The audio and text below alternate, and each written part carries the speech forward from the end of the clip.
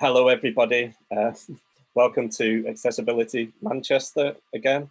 I'll just go through a few housekeeping rules.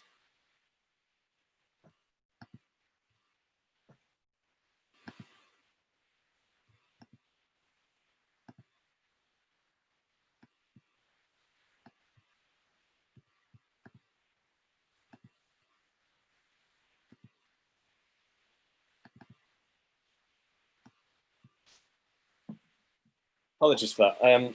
Hello, accessibility fans. Welcome to our first Accessibility Manchester event. I'm Dave Cunningham, and tonight the theme will be real world accessibility stories. So before we start, I'd like to give a special mention to Chris Gibbons for starting this event. Chris has done a lot of great work for the accessibility community in Manchester. So it's great. It's been great to work with him on this. And kudos also to Stuart Hall for all the support and the videos. We couldn't have done this without him. And a big thank you to all our speakers for taking the time to put together their presentations. We appreciate how busy you are. And a big thanks to the Co-op for our Zoom account and to MyClearText for the live captions tonight. So what's happening this evening? So we've got 10 lightning talks that will all be an average of 5 minutes long. These have been pre-recorded. We've got a great mix of speakers from large corporates to public broadcasters to specialist agencies. There will be a 30-second gap between each speaker to allow you to collect your thoughts.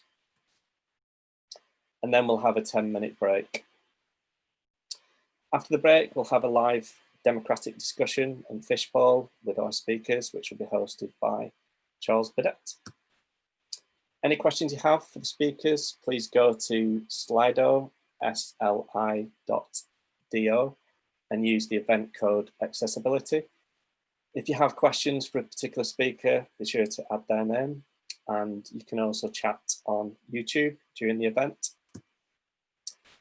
Code of conduct, in short: be inclusive, be respectful, be kind, be open to feedback, don't be offensive, and don't discriminate against anyone. You can read more in the description in YouTube.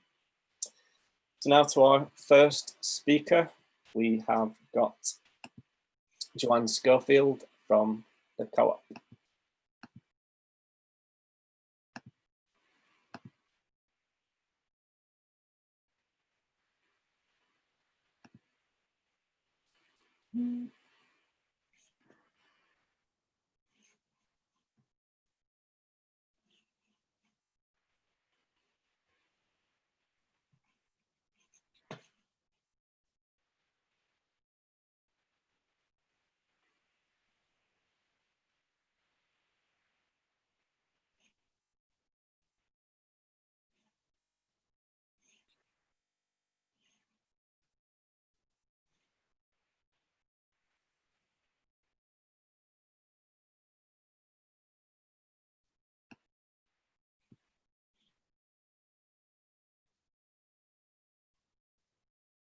We'll be coming on in a minute. Few technical glitches.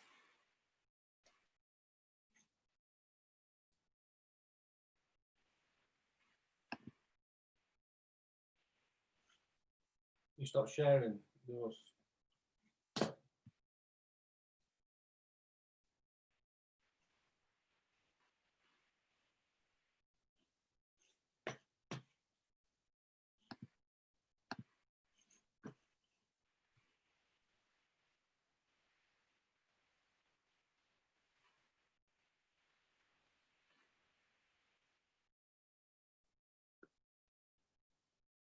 Hi, my name's Joanne. I'm a content designer working at Co-op. I'm going to speak about why we don't tell people how to feel, or why we shouldn't tell people how to feel when we're describing our products and services. So as content designers, it's often our job to describe our services to others. We might attach words like quick, easy, simple to our descriptions of them when we're talking about them internally. Because we're proud of what we've done, we want other people to feel the same way about them that we do. But I'm going to explain why we shouldn't be using these words when we describe our services to users. So with Co-op Wills as an example, we wanted to make a traditionally complex service easy for people. So this was something we knew people found intimidating. They felt that they had to rely on expensive advice from solicitors and lawyers, and we wanted to change that. We wanted to make it accessible to people in a way that they could understand what decisions they were making and the impact of those decisions. So we kept the design simple. We used a lot of white space so that people could focus on what was being asked of them. We used plain English explanations of complex terminology and jargon, and we did a lot of user research with people. So we knew that people could understand what was being asked of them and could get through the process. But we learned that people didn't always find it an easy thing to get through. Some people had to speak to the partners before they made a decision. Some people were reminded of perhaps a traumatic experience from the past, of dealing with a will in the past. And other people found it distressing to think about their own death. So we knew that calling the service simple or easy, despite that being what we were trying to do, it would have been insensitive to those circumstances and those struggles that people were going through and that were triggered by using this service. And that's true of all products and services, not just those that are dealing with sensitive subject matters. People experience them depending on their own circumstances. So people could be stressed, have low literacy, have bad internet, have a disability or a condition. They could have English as a second language, or children vying for their attention. They could be in any kinds of crisis where nothing that they're going through at the moment is easy or simple. So as designers and researchers, we need to emotionally detach ourselves from our products and services to maintain that perspective. And this is often quite a hard thing to do because we get so emotionally involved in what we're doing and we become so knowledgeable about the subject matter. We find it hard to appreciate what users might be going through. And this is highlighted in this quote by Jacob Nielsen. So users' mental models of the user interface are likely to be somewhat more deficient than a designer's mental model, making it more likely that users will make mistakes and find the design much more difficult to use. And that's because we become so absorbed in the work that we're doing and the subject matter. But to detach ourselves from that and to maintain perspective, we should acknowledge our own privilege as designers. So what we find easy might not be for others. What we think is simple might be complicated for some. What we think as affordable might not be for others. So we need to acknowledge our own privilege and keep the user in mind always, consider what they're going through, their struggles and circumstances. So we use language that's objective, factual and neutral. We talk about outcomes and what you can achieve by going through a process rather than attaching our internal thoughts or subjective descriptions to them. Because in doing this, in being factual and objective, it's more respectful and inclusive to those people that are going through difficult times or struggles. Thank you.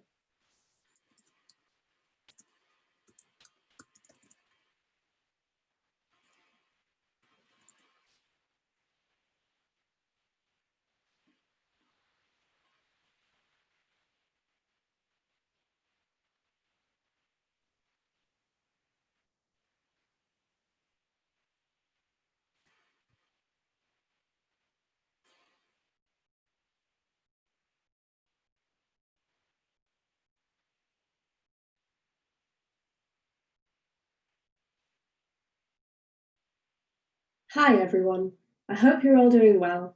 My name is Sophie Beaumont and I work for the BBC in Core Services. A little bit about me. I was born in Barnsley and moved to Manchester after university to work on the BBC's Software Engineering Graduate Scheme in 2015. I'm now a senior software engineer and the accessibility lead for Core Services. I'm also an Ostomate and an amateur digital artist. Well, an ostomate is someone who has a stoma. In 2015, I was diagnosed with inflammatory bowel disease, and that resulted in August 2016 in me having an ileostomy fitted that I named Squishy. I have the most amazing support from my family, my friends, and my work colleagues that remove any potential barriers to my life being awesome. I came back to work with a fresh passion for accessibility and wanting our audience to have that same level of support in using our products. My role is a combination of engineering, accessibility, and communication. I'm currently working in the team that's building the new digital platform for online BBC products. It means collaborating across several capability teams and disciplines, knowledge sharing, guiding where I can, and constantly learning. I perform a bridging role between guidelines and the implementation, steering in the grey areas and staying close to the technical complexities that can sometimes make accessibility harder to embed. I also communicate with our Accessibility Champions Network, other accessibility leads, and the accessibility team in UX&D. There are lots of challenges associated with making a project as vast as this, as accessible as possible. We're producing a set of extremely shareable components, and scaling accessibility in that context is certainly not a simple task. Just because an isolated component is accessible doesn't mean that a whole experience with 5 other components will be accessible by default. We use React, and our experiences update data within the page without necessarily requesting a brand new page from the server. One of the most interesting challenges we face is making this experience great for our assistive technology users. For example, how do we handle focus and announcing updated content? Shifting culture in teams that join our platform is also a challenge. How do we align their processes and introduce the standard of embedded accessibility that we want everyone to be able to achieve? And lastly, how can we automate as much as possible to leave space for the necessary manual accessibility testing that needs to take place? Despite those challenges, the teams that we work with have put in a lot of effort that has resulted in many successes. From knowledge sharing, we introduced accessibility swarms, which bring teams together to review a feature's accessibility. We've seen great examples of embedded accessibility in our components that make improvements easier to make. Just the other week, we changed the way our skip to content link functions in the global navigation. I was able to make the improvement in one place and roll out the change to every product using the platform, meaning that they got the improvement for free. We've been able to lower the bar of entry for colleagues with an interest in accessibility by running cross-discipline knowledge sharing sessions and sharing positive accessibility changes in our show and tells across the department. I hope you enjoyed the short insight into my role as an accessibility lead and software engineer, along with some of the work we're doing in the BBC to make our online products as accessible as possible for our audiences. If you'd like to chat about accessibility, ostomies, or anything at all really, feel free to reach out to me on Twitter or LinkedIn. If you'd like some cat photos, there's also my Instagram. Thanks everyone, and I hope you all have an awesome evening.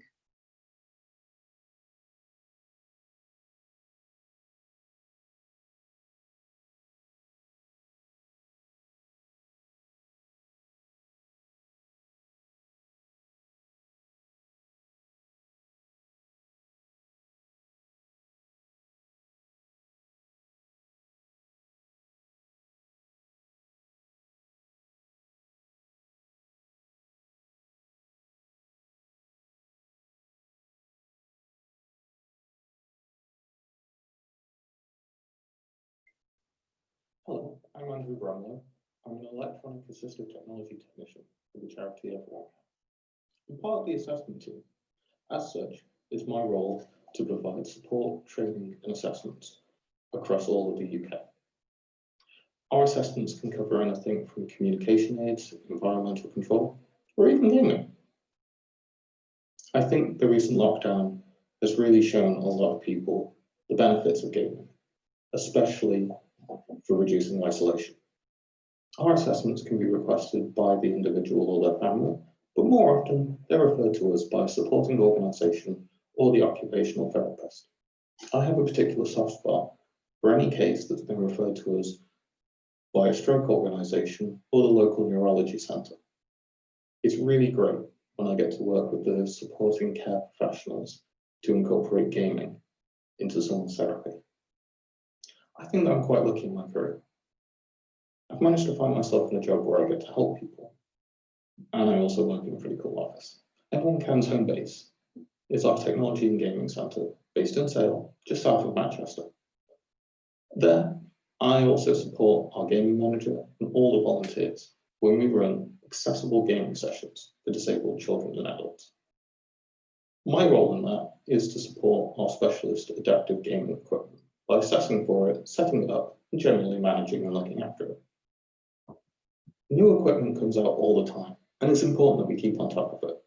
Devices like the Xbox Adaptive Controller have made creating setups at home simpler than ever, and when paired with kit like the Logitech Switch kits, which were designed to work with it, it's more than half the price that some setups used to cost. I'm always looking for new tools that can be used in interesting ways. I get especially excited by 3D printed projects created by small teams to solve niche problems, because I'm certain to meet a lot of people it can make a big difference for. Obviously, COVID-19 has affected a lot of what we do, and I'm really looking forward to returning to our centre, which I'll be doing in the next few days, to start the preparations for us to provide socially distanced gaming sessions. I really hope that everyone returning to work and living in isolation remembers those that we try to support that will still be isolating, and those that, due to their disability, have been isolated long before COVID-19 was a thing. Thank you.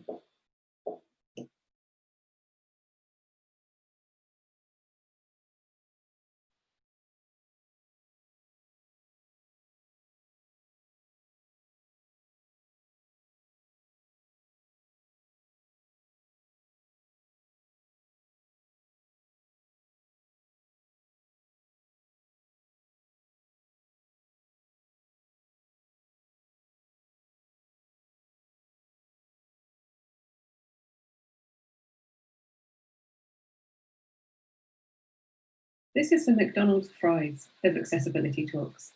All the tips I'm giving you today are cheap, they're quick, and they're easy. And hopefully, unlike McDonald's fries, they won't give you a heart attack. 10 stupidly easy things you can do to be accessible. My name is Rachel Morgan Trimmer. My company is sparkleclass.com, and I am a neurodiversity coach and consultant. And that means I work one-to-one with people with autism or ADHD or dyslexia, and I help them with their business or their side hustle or their career. And I also work with companies who want to be more inclusive to neurodiverse people. And the reason for that is because we're up to 50% more productive. So it's definitely worth doing. So these tips they do have a bit of a neurodiverse angle, but I'm hoping you can use them for all kinds of accessibility. So tip 1, tell people what to expect. It's funny, isn't it? When you go to a conference, they always tell you the schedule, which is really useful. So you know what time it starts and what time it finishes, and maybe most importantly, what time the food is served. But if you go to a theatre, they don't tell you that, do they? They don't tell you when it finishes. So you don't know if you're going to be able to get the last train or tell somebody what time to pick you up. Or, as has happened to me many times, you might be sitting through a really bad play and you just need to know when it's all going to be over. Tip 2, remember that they don't have your knowledge. So the people you're talking to, they might not be able to understand some of the words that you're using, or they might not be picturing things the same way that you do. Here's an example of when I asked my husband to go and fetch my black shoes. So I had in my head exactly which pair of shoes that I meant, and of course, this is what he was faced with. So remember that people don't have your knowledge and they're not visualizing the things the way that you are. Tip 3, make your information memorable. If you want people to remember what, directions or some of the things that you're saying, it's really useful to have something a little bit unusual or a little bit different for them to kind of make that connection and make it sort of stick in their brain. This is a photograph I took when I was in Cambodia in a bar, and I needed the toilet. So I saw this sign and I was a little bit taken aback by the word crocodile, or maybe it's a picture of a crocodile, or maybe even a sculpture of a crocodile. And it was actually a pit of live crocodiles, which you had to cross a bridge over in order to get to the toilet. So it was very memorable. It told me that I was going in the right direction for the toilet. And I'm not saying that you should perhaps have live crocodiles as your memorable bit of information, but you can see how having something a little bit unusual helps you have that information, helps you retain information. Number 4, use pictures. This is particularly useful if you're communicating with dyslexic people, or perhaps people who don't speak English as their first language. This is one of my favourite accessibility tips. Put a picture of the door to your building on your website. So when people come and find you, they don't just have to look for the number, or they don't have to look for the grey building when there are 10 grey buildings on the street. They know what they're looking for. And it just makes it so much quicker, it makes it easier, and it makes you seem more welcoming and considerate as well. So yeah, pictures can convey a lot of information that can't always be conveyed as well in words. Speaking of words, tip 5 is to use fewer words. This is the letter the UK government sent to every house in England about the coronavirus. And what I did, I crossed out everything that wasn't necessary and I highlighted everything that was. And you can see that very little of it is information that you actually need. It's a basic advice along with the website too, where you can get more information. And you can see how hard it is to pull that information out when there's so much other stuff around it. So yeah, using fewer words is really good. Listen, and listen properly. Autistic people like me, I have autism and ADHD, we tend not to speak with enough intention. And that's also true of certain people who have mental health problems, particularly people with depression. So people tend not to listen to us very well. They don't listen to the things that we're saying properly and sort of take the time to understand us always. And I was having a conversation with my husband recently, and I was talking about something that I've mentioned before, and he said, well, I didn't think that was important. And my reply was, I've only got 2 topics of conversation.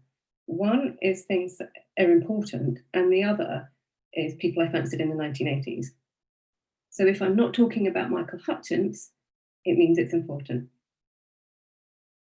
Tip 7, know that people might be hiding it, and by it I mean their condition or their disability or their special needs. This is particularly true for people like me who are autistic. We spend, and especially for women as well, we're very used to masking and trying to fit in and hiding it because that's that's just what people do, and it's particularly true for certain groups of people. I actually had a friend who was deaf, and I knew her for a year before I found out she was deaf because she really wanted to fit in. So she got very good at lip reading, so nobody knew she was deaf. So that's a common thing, that people are hiding their disability. And connected with that is tip 8. Be aware that people might not know what they need. And this is one that always surprises people. We neurodiverse people like me, we don't realise that not everybody sees the world the way that we do. So we don't always know when we go to a place what we might need, because we don't know what's there and we don't always know what to ask for. We don't know the setup, or we don't know, as I said before, we might not know the schedule and so on. And one way that you can help to be accessible for people who don't always know what they need is just to ask them, for example, like, do you want to sit near the front, or would you rather sit by the door? Do you want me to turn the volume up or down?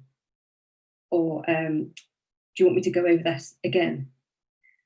And doing things like that is really helpful, because it can help us who don't always know what we need to actually think about it, think about what we need, and then communicate that to you. And one really good one as well is just to say, well, come to me if you do need anything, because then that channel of communication is open.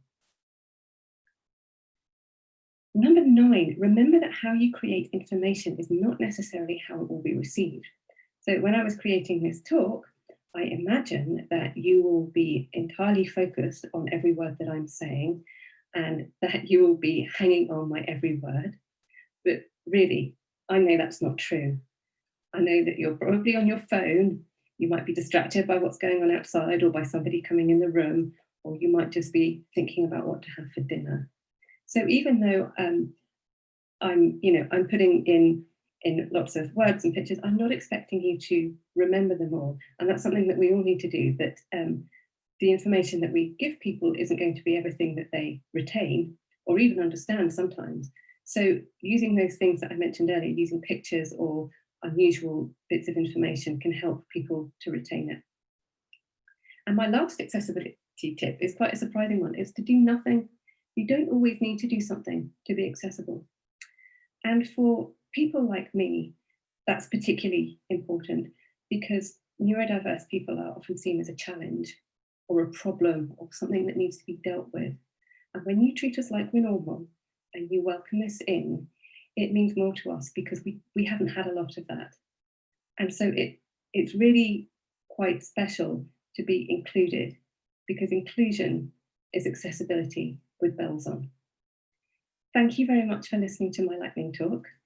Here are my contact details. You can find me on LinkedIn, Rachel Morgan Trimmer. My website is sparkleclass.com, and I'm on Twitter with the handle sparkleclass. Thank you very much.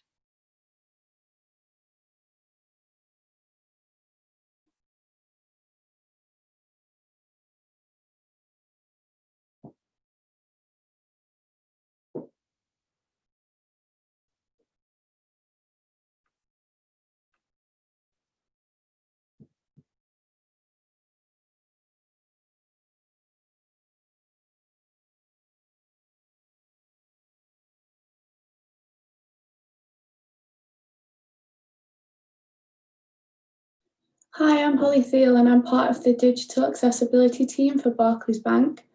I joined Barclays as a tech apprentice and the apprenticeship has given me a rounded out knowledge of technology, a robust skill set and all the experience needed for the job. I saw joining the accessibility team as a great opportunity for me to voice my ideas on disability related issues. So on a personal level, my dad is fully blind, so I see some of the struggles visually impaired people have to face on a day-to-day basis. My dad lost his sight when he was just 8 years old, so I've grown up with my dad being blind my whole life. And I'm familiar with some of the new technologies my dad uses to benefit him and to help him be more independent. But I'm also aware of the daily obstacles he has to face. So this lived experience of disability drives me to help people like my dad and other people with disabilities. And then on a more professional level, the work that my Barclays accessibility team does has a massive impact in terms of leveraging inclusive technology to enable and empower everyone to work, to bank, and to reach their full potential. So as we make our websites, our apps, our ATMs easier to use for everyone, we're helping to remove any barriers that might exist. And I think it's very rewarding to be given the opportunity to impact a positive change within the organisation. So a lot of the work that I do is to support projects throughout the development lifecycle, ensuring that the end product is fully accessible. So at each stage of the project lifecycle, we work towards building a culture of inclusion, which is where we educate, inspire, and train our colleagues regarding accessibility. Our approach is really about opening the minds to show how accessibility isn't just about people who are disabled, because whilst accessibility does help improve things for people with disabilities, accessible design enhances and helps all of us that can find ourselves injured or situationally impaired from time to time. So throughout the design, the develop and the test phases, we educate heads and inspire hearts by outlining the effects of accessibility and by showing the human impact of good and bad accessible design and code. Now, this is especially important for developers because they don't always see the end results. So we need to show them how the way that they deliver their code has a massive impact on how the users interact with that feature. So after our colleagues are aware of the importance of accessibility, we enable hands by conducting training and providing practical tools and tips. This includes providing accessibility checklists to designers, giving developers accredited component libraries, and training testers on how to conduct accessibility testing. I'm also involved in improving our ways of working and processes across the organisation. So as part of the design process, I partner with design teams to ensure that we consider and incorporate accessibility as early as possible within the project process. So by embedding accessibility into our governance processes, we're helping project teams be more self-sufficient.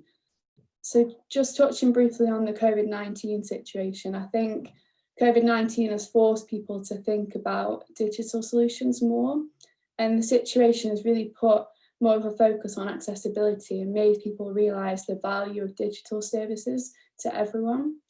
And so we're able to meet this demand by broadening the different features available. So as an example, a simpler way of registering for mobile banking app. So in my brief career in accessibility already, I'm amazed at how varied it is and the mix of skills required, from communicating technical accessibility issues to business stakeholders, to conducting disabled user testing on our mobile banking app. And as accessibility is about when tech and people collide, it needs a good mix of technical skills, people skills, and business skills to really make an impact. And it needs a mix of perspectives too. So it's really exciting to work with a diverse set of people from across the bank and beyond who share my passion for accessibility.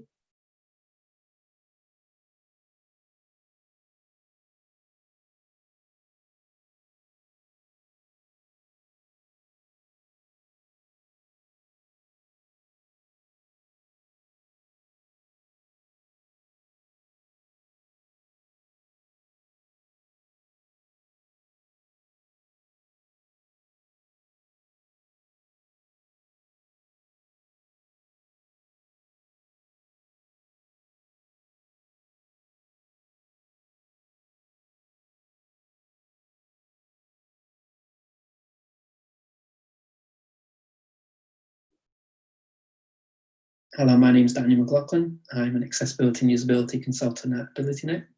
We're a UK charity that aims to empower disabled people through the use of technology at home, at work and in education. We do that by providing consultancy and training, as well as DSA and workplace services assessments. We also offer a range of free support for disabled and older adults. I myself work in the accessibility services team. So a typical day for me is spent auditing clients' websites and apps and other digital services, identifying potential barriers and offering technical recommendations. I also deliver bespoke training and moderate user testing sessions. The biggest shift in accessibility I've seen during my time at AbilityNet is organisations much more actively willing to adopt accessible practices early, whether that's requesting design reviews or asking us to deliver on-site training to their design teams. We ourselves have also adopted a range of agile working practices to better complement the development teams that we're supporting. My own journey into accessibility is the result of numerous influences over several years. I met my wife, a profoundly deaf author, in 2001, and very much became aware of the barriers that exist, not only in our public spaces, but also our online spaces as well, in terms of communication and access. We both rely on services like yourlocalcinema.com to find out the latest captioned showings, for example. I also volunteered during my undergraduate degree for Rick's Research and Media, working on their early Clickstart wikis, platforms for people with learning disabilities to create their own websites. And more recently, in the last 5 years, I've been volunteering on and off with Kith and Kids, a charity that runs workshops and social clubs for young people with autism and learning disabilities. Finding my role at AbilityNet was very much the perfect marriage of my interest in all things technical and my passion for doing work that essentially benefits people, something in the social good. More recently, I've been studying inclusive design, and that marries up very well with our field. At the start of the year, we were delivering a lot of training, and with the move into lockdown, we had to respond quite rapidly to providing a fully remote offering.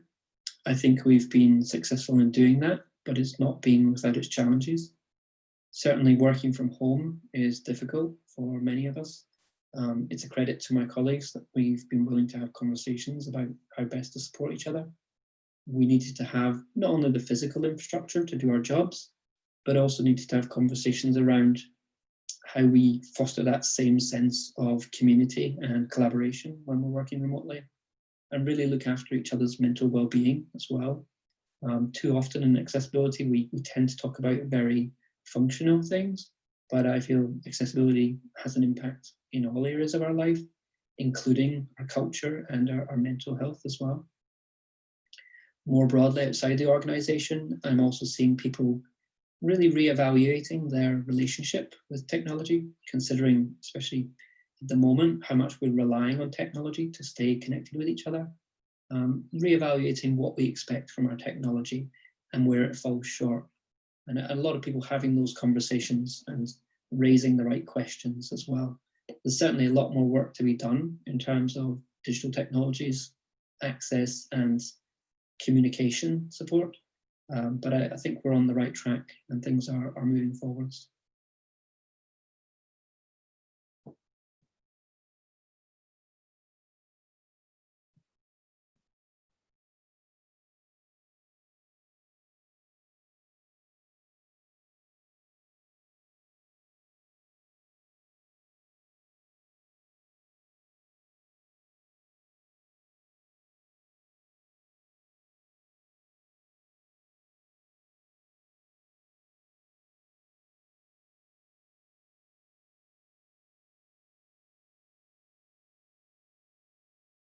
Hi there, Accessibility Manchester. Thank you very much for having us. We're very proud to be part of your event and talking through our real-world experiences within accessibility.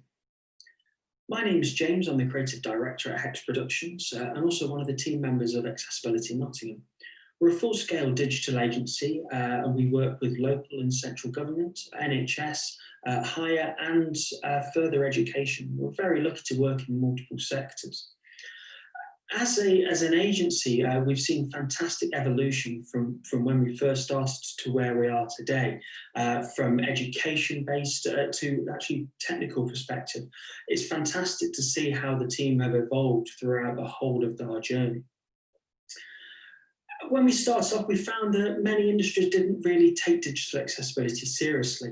A lot of industries may have had more physical access needs required, so they concentrated on those side of things. And we found that digital accessibility was really an afterthought of the services that they're producing. Maybe something they couldn't afford at the time or thought was too expensive. Maybe sometimes they thought that just a plugin or a snippet of code would make them accessible. And even worse, we're finding that providers either didn't provide accessible services when promised or didn't know how to provide that. So we saw that we needed to help improve this and find ways to do that. And our kind of eureka moment when it came to accessibility was going to the Short Trust accessibility services for one of our clients. We saw that they had a website and we needed to improve on that site. We thought that we knew what we had to do on certain technical aspects, but wanted to make sure this was done right from an accessibility standpoint.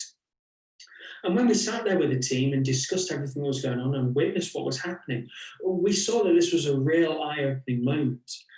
We saw that the websites that were being produced weren't able to be used by a person who was blind, someone that was using a screen reader to interpret the information.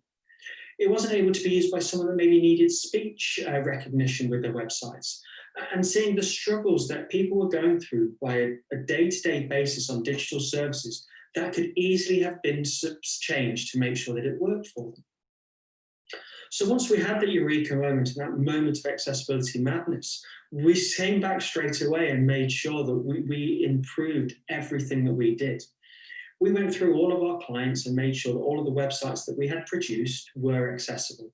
We tested them from an automated process and also from a manual process as well. As a team, we had to improve our knowledge. We had to improve everything that we were doing. So as I said previously, it wasn't just a case of running automated tests. The whole team got on board and wanted to improve the accessibility knowledge. So we all now use assistive technology on our websites when auditing. So anytime that a new project comes through, accessibility is woven into the heart of our projects. It starts at the very start and ends at the end. There's no gap, there's no middle ground, there's no part that we bring in accessibility. And it's the one thing I would like to get out today is make sure that accessibility is part of your workflow. Make sure that accessibility is brought in by the whole of the team. It's not one single person's responsibility, it is the entire organization's responsibility to make sure that we're all producing accessible services. From our clients' point of view, we're seeing that legislation is being brought in to make sure that public sector bodies are making accessible services. Now, we are very neatly woven into local government. We help look after a vast majority of the councils in Nottinghamshire, and we're helping them move through this process. We're very lucky to be part of the roundtable discussion to see how this can be brought from EU law into UK law. And we're providing the digital support and the knowledge and the training to make sure that people can follow this through straight after an audit and see how they can improve on their services. As an agency, we're trying to help improve our skills. So we're learning British Sign Language and helping to try and put British Sign Language on our videos that we're producing today. This is a slow process, but this is something that we are taking seriously. We're also looking at improving other people's knowledge as well. So providing more and more talks, more and more workshops, and more educational pieces. So if we do come in as an agency and start talking to people, we want to make sure that they are leaving with the knowledge to continue. We would like to see more and more agencies and more clients move forward with their accessibility journey. And this is why we're trying our hardest to push things forward. Thank you very much.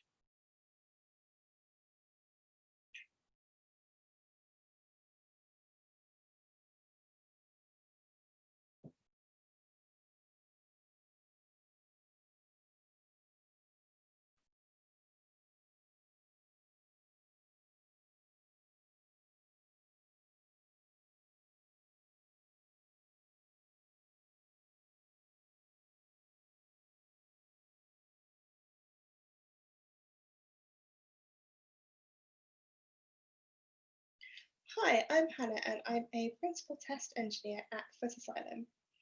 So I work with the platform team at Foot Asylum, and our core mission is to enable other teams throughout the business to serve our customers better by consuming APIs, standardized APIs. This job is actually my first where accessibility and the front-end user experience isn't my core focus. But that's not to say that I'm not available to help other testers and other teams with any accessibility problems. At previous companies where I've worked, such as a variety of game studios, the BBC and Booking.com here in Manchester, I've been far more hands-on with front-end testing, accessibility, and bringing other disciplines such as product owners, developers, and even other testers along on the accessibility journey. And this has actually been a core part of those roles and a core part of who I am as a person. So how did I become interested in accessibility? Well, at the age of around 15, 16-ish, I started having real problems with recurrent ear infections and hearing issues. And these issues really came to a head when I failed the listening part of my mock French GCSE exam. So after being back and forth with doctors a few times and spending a very interesting day at the ENT department of the local university hospital, I ended up being diagnosed quite simply with an underdeveloped eustachian tube, which means I'm quite susceptible to eustachian tube dysfunction, which basically means that occasionally my ears feel as though they are stuffed full of cotton wool, so sounds are quite muffled. Occasionally, especially when I yawn, it feels as though popping candy is going off inside my ears. It's quite painful sometimes, and tinnitus is definitely a key feature of my life. Also have balance issues thanks to this, but I am also 4'10" with a low center of gravity, so balance issues are always going to be a part of my life. So as well as a diagnosis, I also came away from that with a doctor's note to allow for special conditions for the real French GCSE exam, which I subsequently passed. But that actually taught me that subtitles are a very key feature of my life. And if subtitles are available, no matter if it's a YouTube video, a film, a TV show, video game, as long as subtitles are available, they are getting switched on. And this is really where accessibility and advocating for accessibility really kicked off for me. I did a computer games development degree at university where I got really interested in usability. And although I didn't know the terms usability and accessibility back then, I'd actually started doing talks at various industry events about the lack of subtitles in games at the time. Thankfully, things have improved in that area quite a bit. And also, thankfully, these days, my hearing issues aren't really a blocker to real life, especially with the rise of video calls these days. I was initially concerned that not being able to see the person that I'm talking to and interacting with face to face would be quite difficult because I rely on body language and sometimes lip reading. But I've actually been able to work around these issues quite simply by being very picky with what headphones I use, which is quite a blessing in disguise these days. So what have I been working on recently? To be honest, nothing tangible, not since changing jobs about 3 months ago. In my previous role, I helped a test lead set up an Accessibility Champions network of testers from across the company from a wide range of product areas. And we did emulate this on the BBC Accessibility Champions network that I was part of when I was at the BBC.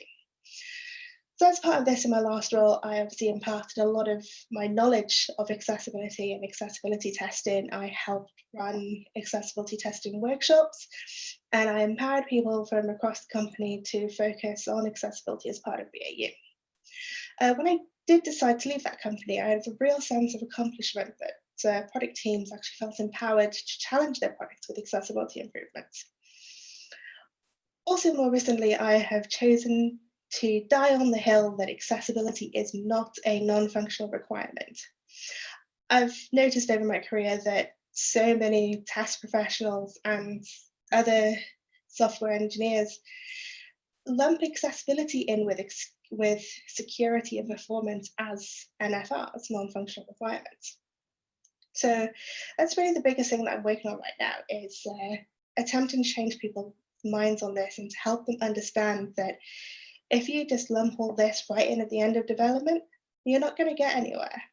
So by being able to shift left and think about things soon, early on in development, and as soon as you don't let them become an issue.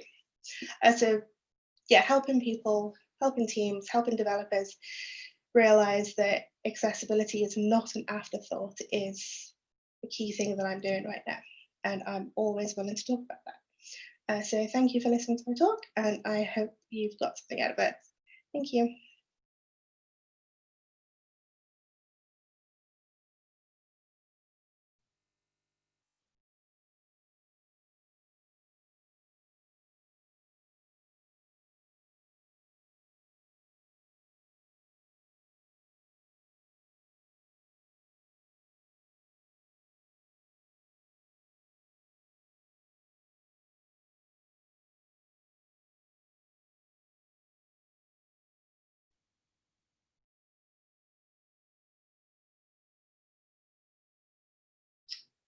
Hello everybody, I'm Fred Warburton and I'm an accessibility lead working at Babylon Health. My focus has been to try to improve the knowledge and understanding around accessibility and inclusive design practices. I'm working with product teams across the business to improve the accessibility of all of our clinical products. Based on the early learnings that we've made, I'd advise any organization looking to improve their team's understanding of accessibility and inclusive design to carry out training with a variety of experts. I found that role-specific training with small groups works really, really well. At Babylon, we've recently delivered hands-on training to over 260 members of our tech team. We also recently started to circulate a weekly update to outline the highlights and lowlights of the week. We've found that this helps to build a sense of community and shared responsibility, whilst also keeping stakeholders throughout the business informed.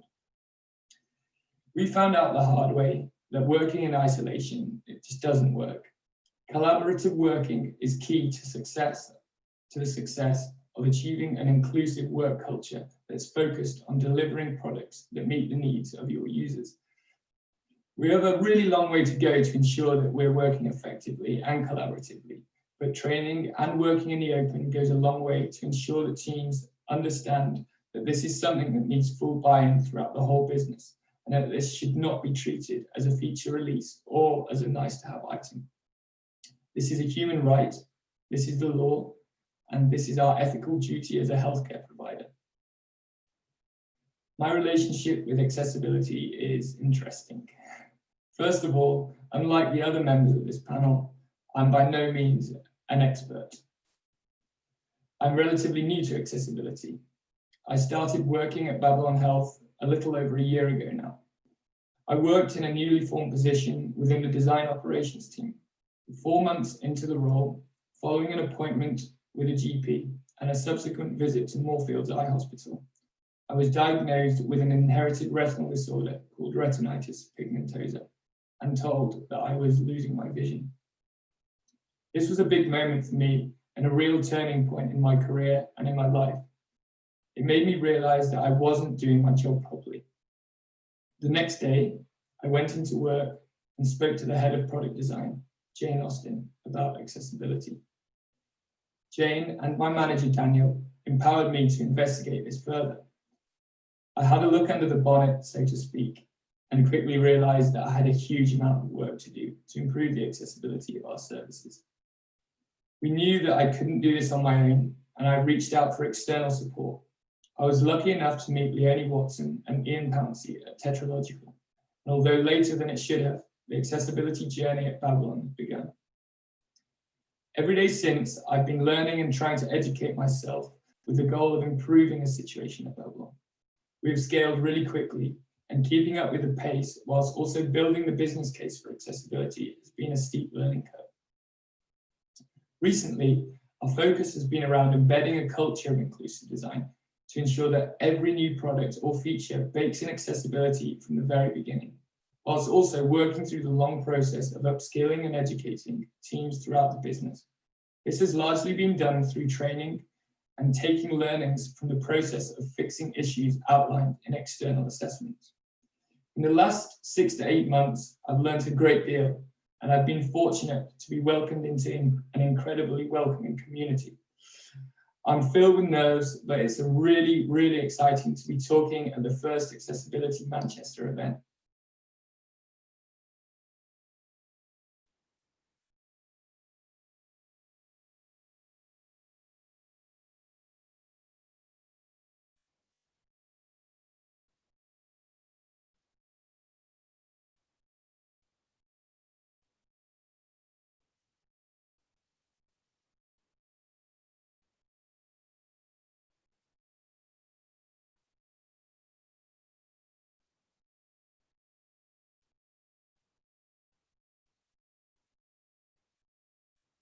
Hi, my name is Charles Hall. I work in accessibility and I'm recording this in Detroit, Michigan. As you can see, I'm also recording it outside, so please forgive ambient sounds. The prompt here was real-world accessibility stories, so my first thought was the parts of the real world that design often misses. And while I don't have answers, I do have some ideas for missing less of it. Design, the verb, is the process of solving a problem, and the noun is the solution. This tends to imply both that a problem is static and a solution is universal and final. We all know that neither are true. We have entire methodologies to iterate solutions over time. We research, we design, we test, we release, we get feedback, and we measure. If the feedback is good, we pat ourselves on the back, ignore it, and move on. If the feedback is bad, we loop back through the process, focusing on the solution. But something's missing. Despite our best efforts and intentions, people were excluded by the thing that we released. So their feedback is missing. We focused on the solution as if there was only one, so the problem is missing. We assumed the problem was static, so all the variables are missing. Worse, we assume the people we designed for and tested with are also static, or at least within a fixed range of types. So all the complexity of being human is missing. Human ability is a spectrum, not only between and across humans, but also and importantly within each individual over time and across contexts. People may have very different needs related to ability based on any number of factors. A task as seemingly simple as checking email may be easier or more difficult based on context factors like the time of day or ambient lighting, having switched devices, relying on a different input type, network connectivity, etc., but also and more so on personal factors like current stress level, having divided attention, being cognitively overwhelmed, struggling to remember something, having to magnify the view, experiencing pain, or simply feeling obligated to versus being happy to. Accessibility is an outcome, a fairly measurable and binary one. There is a barrier or there is not. When there is a barrier, it's described as a gap between the ability and the design solution. However, that solution and all of our current methods of measuring ignore the spectrum of human ability. We need to combine methods. We need design, the verb, to get really complicated so that design, the noun, can be really simple. Inclusive design is a participatory method that ensures more needs and abilities are met by including them in the design and decision-making processes. It helps close the gap for the spectrum of ability across humans. In order to help close the gap for the spectrum of ability within an individual human, we need new methods that focus on contextual awareness, personalization, and customization, and include some predictive, adaptive, agentive, and assistive features. Some of this gap is addressed by a method known as anticipatory design. More can be addressed by other methods like practical empathy and active listening. My needs are different than yours. Importantly, my needs tomorrow are different than today. Accessibility needs to be the outcome every day. We need to change our behavior. We need to listen more, listen deeply, test more, test again, and remember that not everyone responds honestly and completely in testing scenarios. Focus on needs versus screens. Validate a person before a solution. Think beyond data states and interaction states to contextual ones. And to better understand context, listen to Start with Human Experience, an audio essay from James Buckhouse. Not all of this is more work, only different, more nuanced, more complicated in order to simplify, more real world. Be accessible today, but be better tomorrow. Thank you.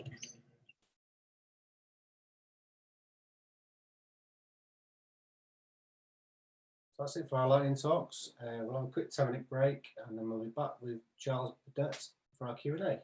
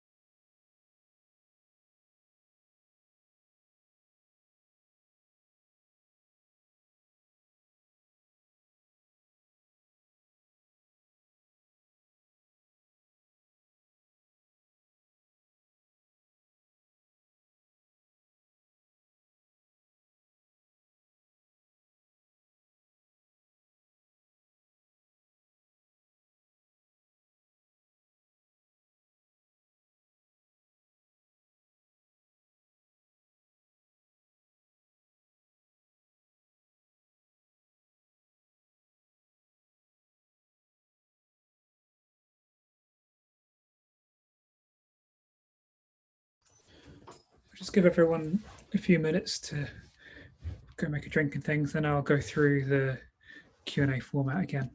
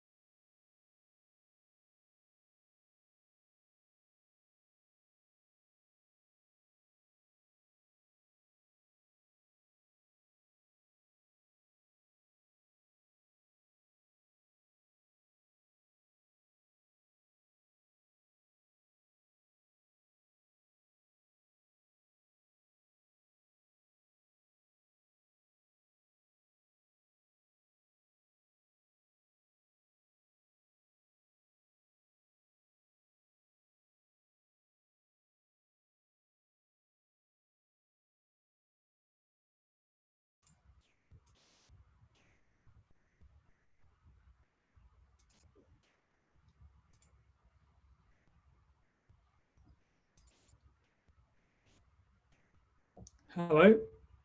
Hopefully you can all hear me. Yep, we can hear you. Great. I'll just give everyone a moment to rush back from the kitchen with their cup of tea. I'm just going to assume that's what's happening. My voice is luring everyone back.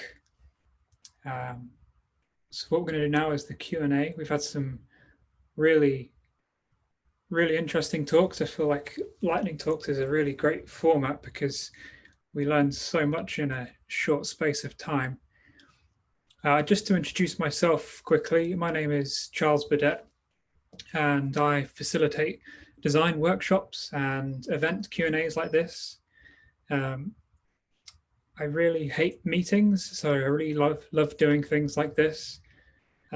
Meetings suck mostly because nothing ever useful happens in them and people end up talking over each other. So this format here, the fishbowl, is in this tool I've created called Workshop Tactics. This is a very brief plug. And you can get a hold of your own deck, which is for product teams to sort of stop having unproductive meetings and have short, sort of structured sessions. You can get 20% off the pre-order. There's only a limited set being made. It's kind of like a one-off project. So if you'd like to get your hands on a deck, they've been a year in the making with a lot of labor of love. And I'm hoping that the people that have them can have more delightful time together with their team. And so, yeah, one of the tactics in there is the fishbowl format that we're about to do with the Q&A. So to explain how the Q&A works, hopefully you can still see my screen. That's the catchphrase of 2020. Can you see my screen? So we have all the speakers here and they have access to this board. As you can see, their cursors are flying around. And the fishbowl format works like this. Anyone sat in a yellow seat is allowed to talk. Anyone not sat in a purple seat isn't allowed to talk. So obviously this format is traditionally a physical one and we would have physical chairs centered around in a Colosseum kind of setup. And I'll just demonstrate with Holly and James, and Joanne here. So these two would be talking, and if someone would like to join in on the discussion, they simply move themselves to the empty seats. So in real life, they would actually come and sit down, and then one of the other two speakers must then go and return to the audience seat, and then the discussion continues. So that's how the format works. It's quite a nice self-facilitating session, and it means that at any point, anyone can get involved in the discussion. There may be some questions which are directed at people in particular. So in that case, I'll pull you in. If no one feels like answering, I may pick on you, but no pressure.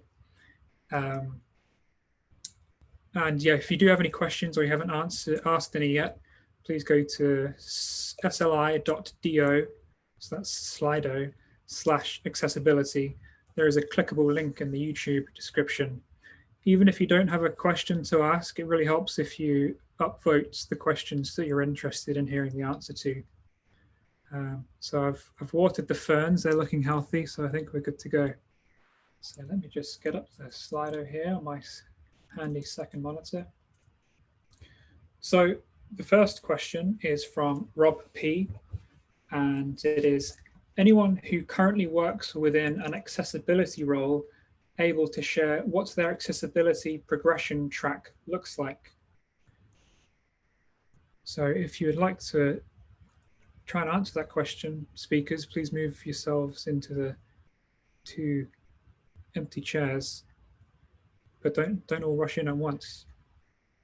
Sophie, take it away. Awesome. I'm kind of hoping someone's going to join me at some point.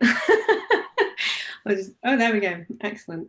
So yeah, the way that kind of accessibility ties into my role at the BBC is something that I've kind of pursued on a personal level. It's kind of something that I've decided to bring in to my software engineering. My main role is software engineer, and I've kind of taken accessibility with me as I've progressed from junior to midweight and then to senior most recently. I think at the moment, the way that I would probably go taking accessibility even further is to take that into a sort of traditional principal role. And with that, obviously, then you sort of start to mentor the people, your colleagues, the people around you a little bit more. And also, I'm hoping in doing that to kind of bring a little bit of that technical innovation into accessibility in the teams that I work with, and the framework that I'm working on at the moment with the rest of my amazing colleagues who are very supportive of all the things that we do with accessibility. So yeah, I would say that, you know, it isn't always necessary that you have to have a sort of here's a job role that has accessibility on it, especially if you're in something like software engineering, where you'd still like to be able to do that role, but also take accessibility with you and pursue that quite strongly. It's something that I've done kind of together. Daniel, do you want to pitch in? Yeah, thank you. I'll chime in on that. I would agree with your last point there about not needing to have a particular job spec or job role to move into accessibility. My background prior to moving into my current role a couple of years ago was actually recruitment. So I'm very well aware of how much job descriptions are very much a wish list of what hiring managers are looking for. Even my own job description, part of the reason I went to university is because I didn't feel qualified to move into accessibility. Hopefully proven that that's no longer the case. We, as an organization, so obviously we do have adverts out currently, obviously for consultants in the accessibility team. We do look for, you know, technical skills in terms of, you know, web development experience. But I think ultimately what wins it is passion for wanting to do this work and be involved.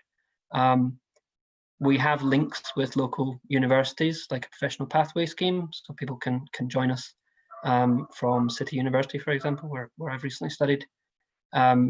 We have different teams. So we have, obviously, as any kind of organization, we have like a marketing team. We have a planning team that does a lot of the organizing of our schedules. We have a sales team that obviously deals with a lot of our clients, and then my team, the accessibility team.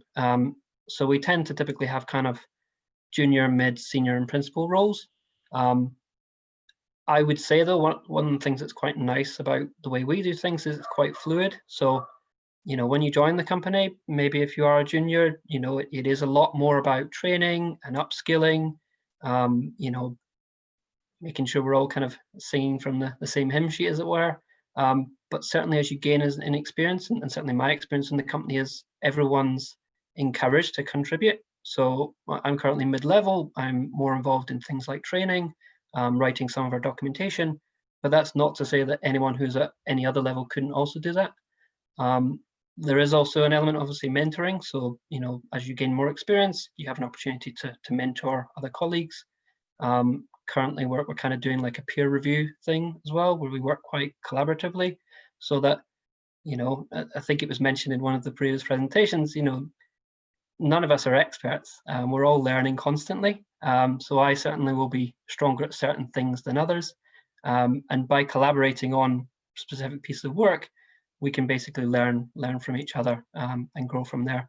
But in terms of moving up through levels, it would typically be, you know, kind of getting the foundational skills in accessibility, going for accreditation, so the IAAP, doing the CPAC qualification, and the CPWA qualifications, so industry standard accessibility qualifications, gaining experience, sharing that with the wider team, providing, you know, mentoring to other colleagues, going out to clients, delivering training, and getting more involved in more kind of strategic discussions, particularly around writing accessibility statements and implementing accessibility policies as well. I think it's quite a natural evolution in our organization. Yeah, that sounds really good. I'm going to pop myself back into the audience again, if that's all right. Thank you, guys. I think got 10 seconds left on that one, so I'll move on to the next question. So I forgot to mention I'm putting 5-minute timer for each question just so we get through enough. So I'll stop the timer there. So the next question is, how do you convince your customers of the need to pay for accessibility? So please throw yourself in the ring if you'd like to discuss that.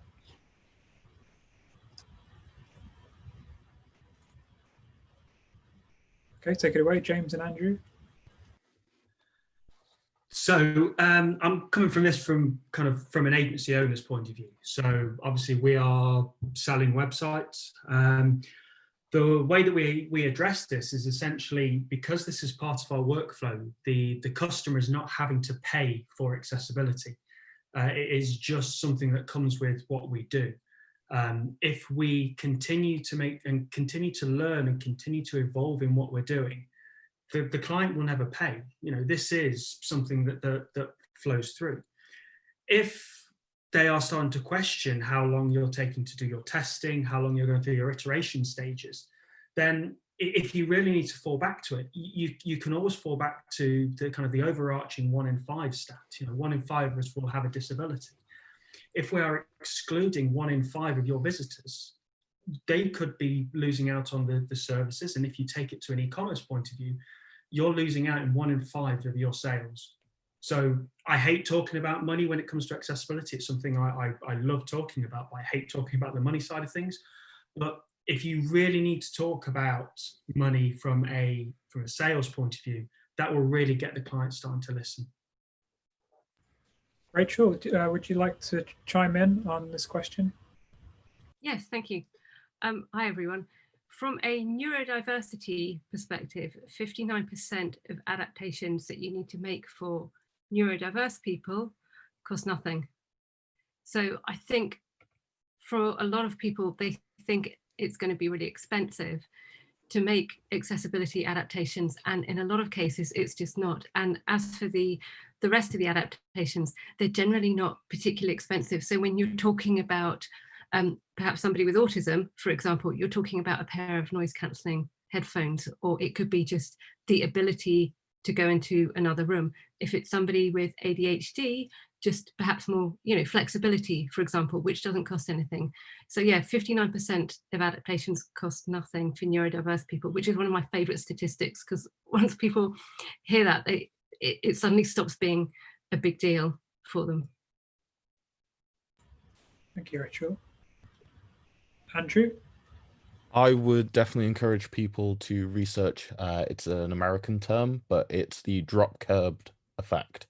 And it talks about how curbsides in America, they drop the curb and that's done so wheelchair users can get from one street across the road to the other. But that benefits everyone from delivery drivers to parents with a kid in a pushchair, that kind of thing. And the small changes that can be made to make a website or a service more accessible will benefit so many other unintended targets that by not making your service accessible, you are just losing out on potential customers. It's not a case of why you should pay to make your service accessible. It's, can you afford to turn down potential users?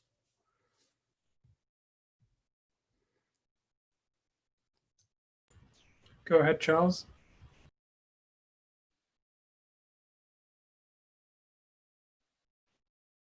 I just wanted to echo the first response to that question. Accessibility should be an inherent quality of the thing that you deliver. It's not an add-on. It's not an additional cost. It's not something that needs to be discreetly paid for. What does and what confuses people is remediation. So to come along and fix something that's broken is proven to be 30 to 100 times the cost of doing it the right way in the first place. So if you shift your thinking and your processes and your considerations as far left as possible in your design process, the cost of accessibility is free.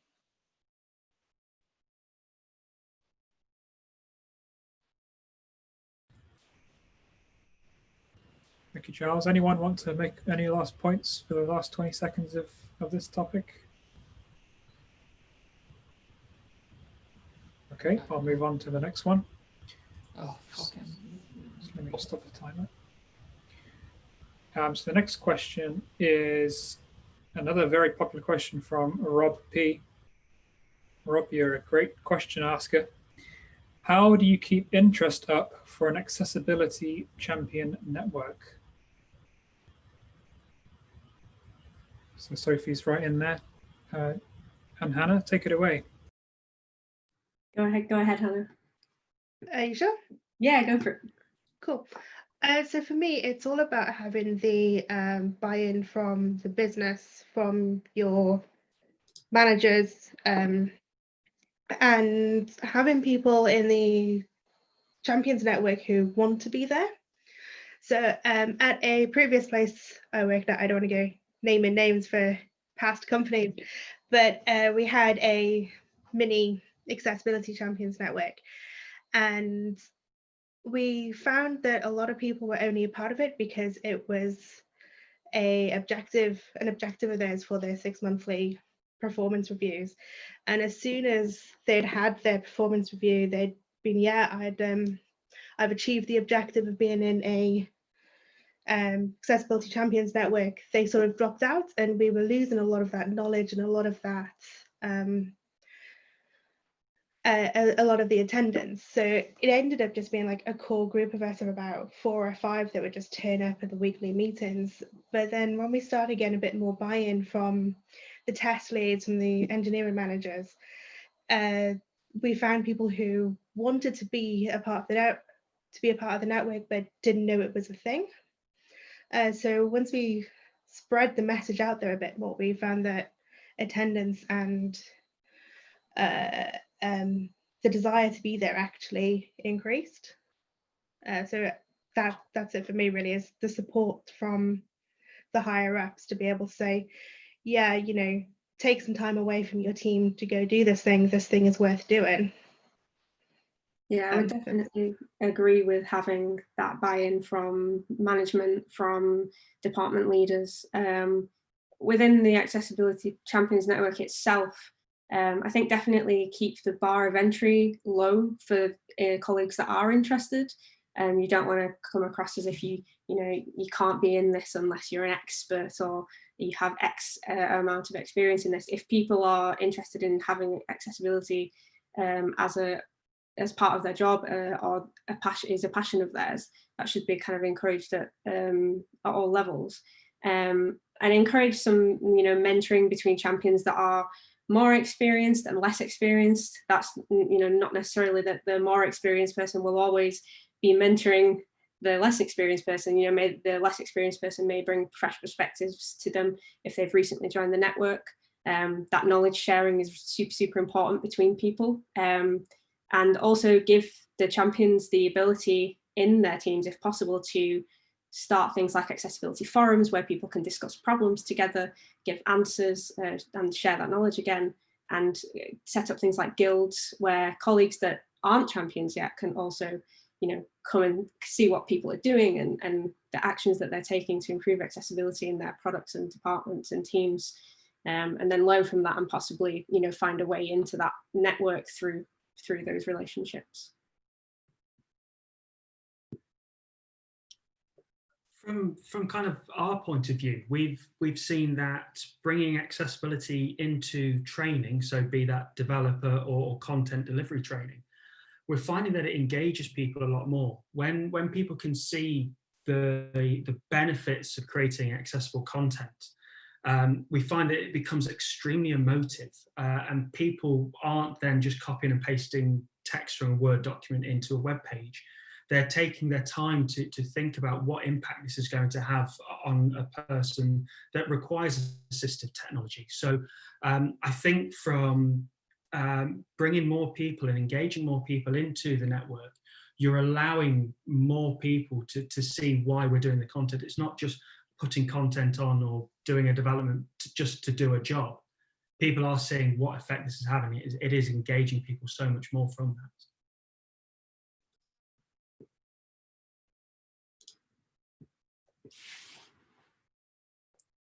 Yeah, I agree. That's everything from me. Go on, Daniel. Just in the last minute, I just add very briefly. So obviously, you know, the nature of what we do, we kind of already consider ourselves accessibility champions, but at one of our annual events, Take Share Pro, last year, we had a fantastic talk by Sam Soloway from Verizon, who basically was kind of referring to what was just mentioned there, how they build it in as part of their onboarding, as part of their initial training. It's an idea that I think captured a lot of our imagination. It's definitely a way to, if you're not already part of that Accessibility Champions network, at least signal to you that it is, you know, a core part of the wider organization. You know, pique your interest early, as it were. And hopefully, I think one of the things they did was put people in front of their assistive technology labs, so get them hands-on with the technology and the potential issues as early as possible, just in time. Thank you. With 2 seconds to spare. Okay, the next question is, how do you get stakeholders to have the same level of buy-in for hidden disabilities that you do for visible disabilities?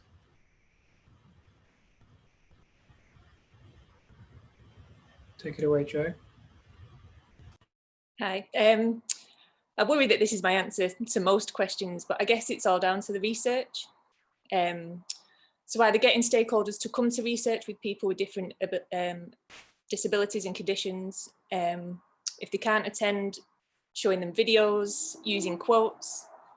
So I know we had, I worked at a disability benefit at DWP a few years ago.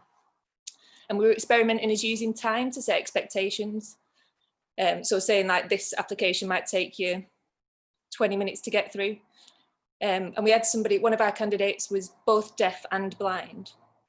So they had somebody with them, like they had to touch their hands to understand what was being signed as they were going through our service. So we said, it'll take you 20 minutes to get through this application.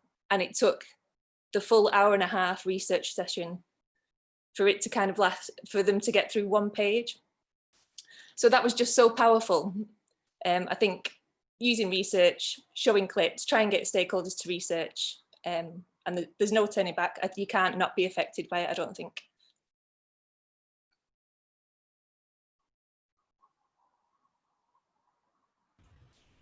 Go on, Andrew.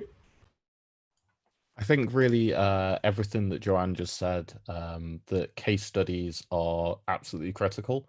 Being able to take it from a unknown percentage of a population to an example of this person. As soon as you are able to put a face or a name to an individual that wouldn't be able to do a service or a feature, it's really hard for a stakeholder or anyone in any kind of position to turn around and say that no, that doesn't matter. So being able to get that kind of video, the photo, or it doesn't even have to be a real person at the end of the day, you can just create a scenario, but having a case study to present someone with is really important. Rachel, I begin to hear your thoughts on this one.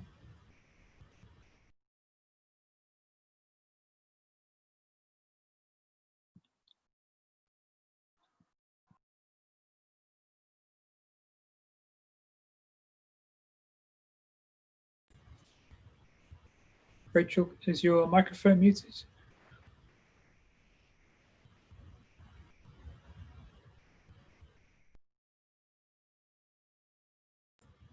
Okay, Charles or Fred, if you want to continue the discussion.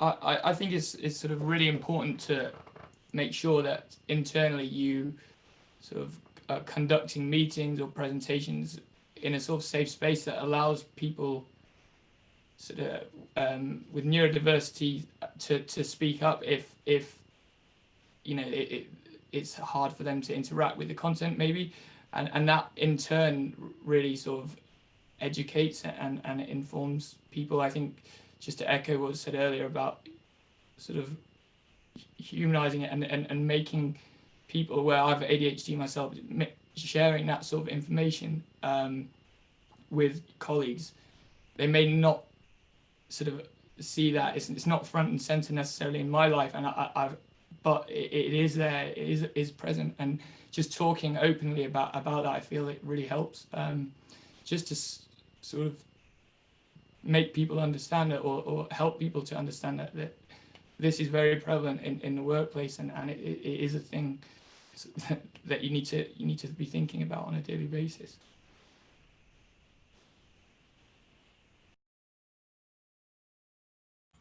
Go ahead, Charles. Thank you, Fred. All great suggestions. I would add to that in the conversation that 70% or more of disabilities are invisible, but 100% of disability is invisible when you're the author of a product and the user is on the other end of a screen. So you don't know, and you honestly don't have the right to know how many people or what their individual circumstance or context or functional need is.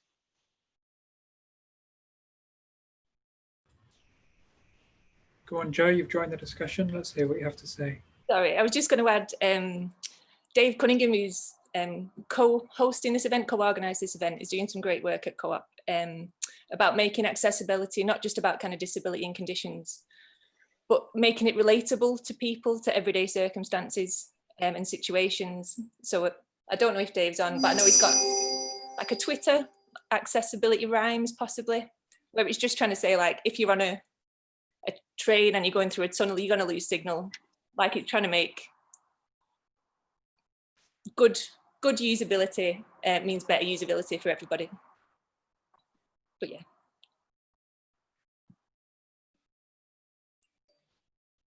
I've just posted a link to the Twitter in the YouTube channel.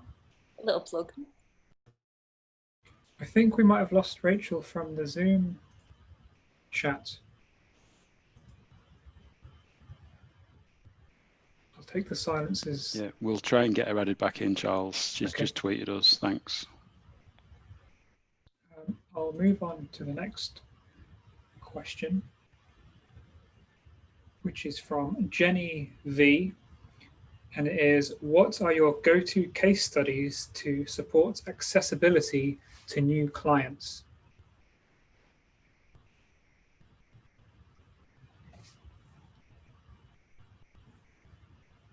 James jumped in. Go ahead, James. Yeah, it's funny this question comes up because we're going through our case studies as we speak, to be honest. So I'm not going to name names because some of them is still work in progress, but I think we've had an extremely good one recently with a university who have known that their website isn't accessible, and it's something that obviously we took on later on, but they thought about their intranet and how that should become accessible as well. They are thinking completely globally here. They're thinking about their staff as well as essentially bringing in people from the outside coming in to pay for money for the university. So that's been fantastic. Another one that springs to mind is a local authority that we have worked with. So it kind of goes back to kind of the why should I pay for accessibility? They didn't want to pay for a full redesign and a full redevelopment. We had to keep their councillors on board. As picky as they are, they needed to make sure that it stayed the same. So the reason why I bring that up is we can show that we can take an inaccessible website, make it look pretty much the same, I'll say 90% the same, and make it accessible. And that's just by kind of taking things from under the hood and working through it that way. So we're keeping councillors happy because everything's staying the same from that point of view. We are keeping editors happy because we're not changing their work processes, we're just making sure that's working. And also from a usability point of view, we're just making improvements, slight improvements there. So they've been two very good case studies that we've worked with. And kind of very briefly, the third one was essentially we've personalised making a prospectus. So rather than having to go through troves and troves of inaccessible PDFs, we've created an interactive tool that allows people to browse through courses and kind of modules, and it allows them to build it themselves. So they're taking ownership of something they've built in an accessible manner.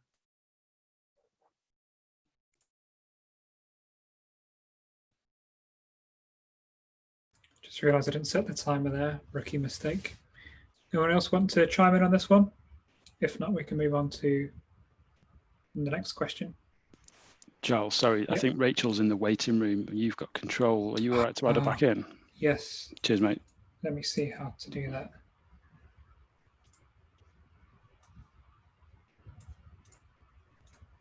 I'm not sure how.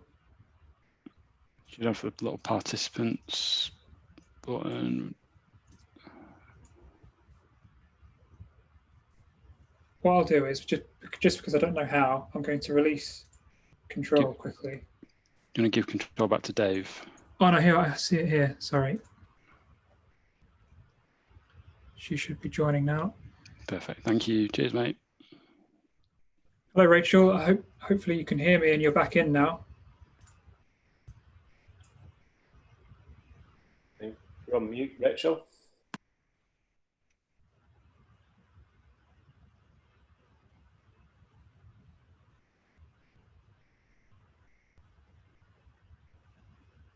Can you hear us, Rachel? Are you in okay? Yeah. If you'd like to, I saw that you wanted to talk about the previous question, which was how do you get stakeholders to have the same level of buy-in for hidden disabilities that you do visible? I was wondering if you wanted to have a few moments to talk about that. Yeah, all I was going to add to that, I thought the points that were already made were really, really valuable and bang on.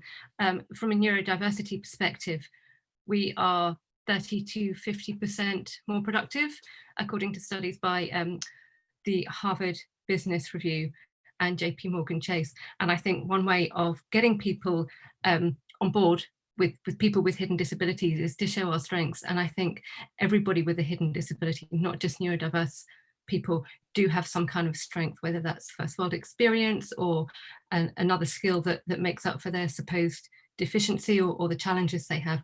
All of us have something extra to offer that people without those disabilities don't have. Thank you for that, Rachel. Sorry that we lost you there. It's good to have you back. I'll ask the next question now, which is, how do you recommend recruiting participants with accessibility needs for user testing, and in brackets, have struggled with this in the past? From Anonymous. So if anyone would like to answer that question, throw yourself in to the chairs. Not all at once, though.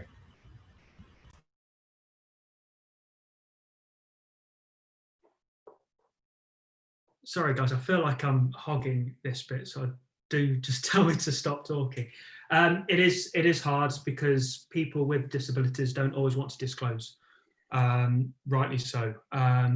We use, there are other establishments out there, but we use the Shaw Trust for this reason, because they have a pan-disabled team that allow us to take through wireframes, designs, and developments to them to get some advice. You learn from that, and you can then offer your advice, maybe as a person that doesn't have a disability but can demonstrate assistive technology or talk through these areas. If you are trying to get people locally in, you have to go for, you are making a difference. It's the same as doing any type of user research. If you are going to do that, think about how you are going to be recruiting them. Are you essentially, are you doing user testing on a 10th floor without a lift? Because then straight away you know that you're making your own tests inaccessible. So everything that you do, make sure that you consider the people within there, so they are very, very aware that they are trying to make a difference with yourselves. Go ahead, Dan. Yeah, I would just add to that last point there. I mean, unfortunately, I'm not directly involved in our recruitment for our diverse user testing sessions, so I can't speak on behalf of that team. But certainly, my office in London, it's actually a basement office, It has an accessible lift to get into reception, but then another lift to get downstairs. So a lot of what we do as the kind of moderators of the sessions is make sure that people know where they're going. Particularly like the point in, I think it was Rachel's slide possibly, about showing your building, the photo of the building, making sure they have a point of contact, because if you are passing people between different teams to kind of book them in to a pool of participants, they may not necessarily be aware of who is the best point of contact, particularly with regards to things like travel allowances and things. And then, you know, in some cases, I mean, I work in a central London office, so making sure we have a point of contact who can meet people at the station if that's their preference, and partner them to the office. You know, all the general things about the office itself, making sure that, you know, there's no health and safety hazards, particularly anything both low level on the floor, but also kind of high level things that you may not be aware of in your day to day. So although I can't directly answer the question of how to encourage them, I think providing an inclusive experience for the participants that are arriving would hopefully feed back through the networks to kind of encourage more people to collaborate with us. Andrew? It's not really much I can say on this topic, but I would say reach out to organizations. I know Everyone Can actually does some testing for certain services for the BBC, because they also have offices based in Manchester. So there is probably already existing networks of individuals that you are looking for to test your services. It's just a case of finding out where the best hub of them is and then reaching out.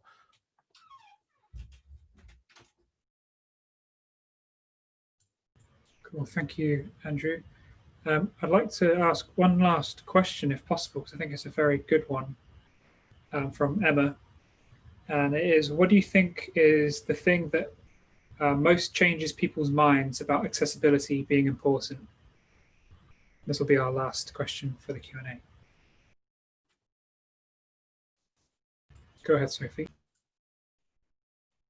So one of the things that sometimes particularly if I'm having some challenges introducing a new team to our platform to accessibility, is that we run a sort of session where we introduce them to assistive technology and ask them to kind of consider the products that they're super familiar with through this different lens that they've probably never looked at their code or designs through before. And you very quickly find that when you show them what that experience is like, and especially if there are areas that are problematic for accessibility, if you show them that and you give them that very real kind of in their face view of what's going on there, 95% of the time the entire room goes, ah, right, okay, yeah, we get it now. Whoops.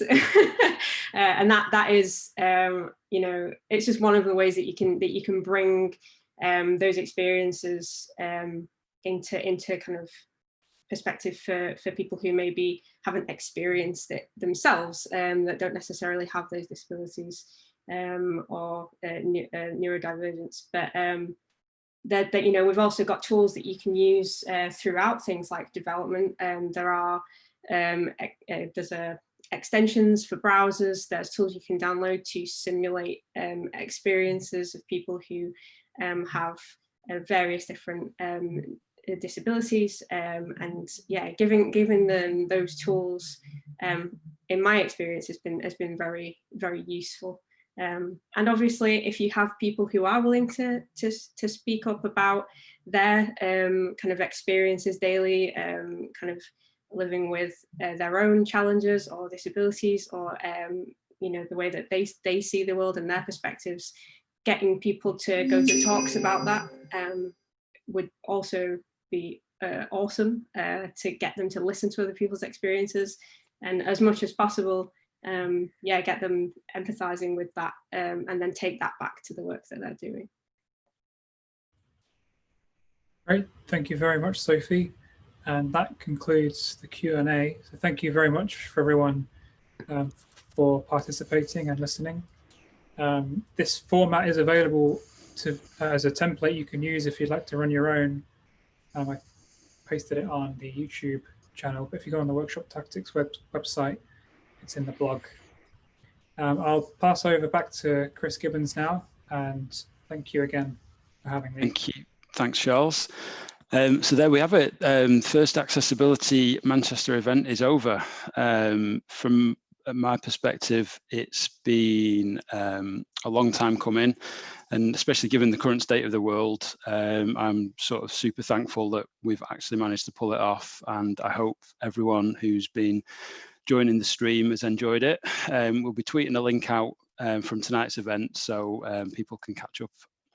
On a personal note, I wanted to extend my thanks again to the speakers tonight. So Joanne from Co-op, Sophie from the BBC, Andrew from Everyone Can UK, Rachel from Sparkle Class, Holly from Barclays, Daniel from AbilityNet, James from Hex Productions, Hannah from Foot Asylum, Fred from Babylon Health, and Charles from the W3C working group.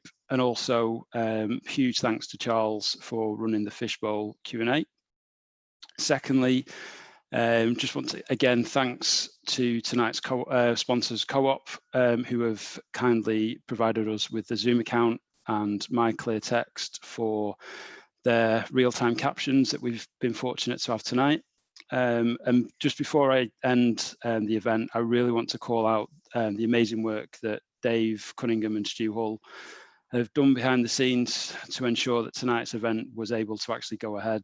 I think it's fair to say that without their incredible contribution, tonight wouldn't have been possible. And that just leaves me with to say that planning is already underway for our second event. So again, keep your eyes peeled on Twitter and Eventbrite for more details. And with that, we'll sign off. Thank you all again, and good night, everybody.